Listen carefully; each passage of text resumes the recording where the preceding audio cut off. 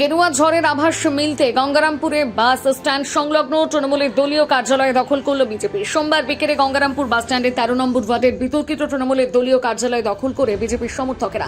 এদিন দলীয় কার্যালয়ে সাদা চুনকাম করা হয়। এর পাশাপাশি দলীয় কার্যালয়ের ভেতরে তৃণমূলের সমস্ত দলীয় পতাকা সহ সমস্ত সরঞ্জাম বাইরে ফেলে দেওয়া হয়। পাশাপাশি বিজেপির দলীয় পতাকা লাগানো হয়। সেই সঙ্গে উচ্ছ্বাসে মেতে ওঠেন বিজেপির কর্মী সমর্থকেরা। কোথাও তৃণমূলের পার্টি অফিস কোথাও দখল করার প্রশ্ন নেই, বরঞ্চ আমাদের পার্টি অফিস ওরা পুরোনো বিগত দিনে দখল করেছিল। তো সেই জন্য সেই সমস্তটা আমাদেরই অফিস ছিল, তৃণমূলের অফিস নেই।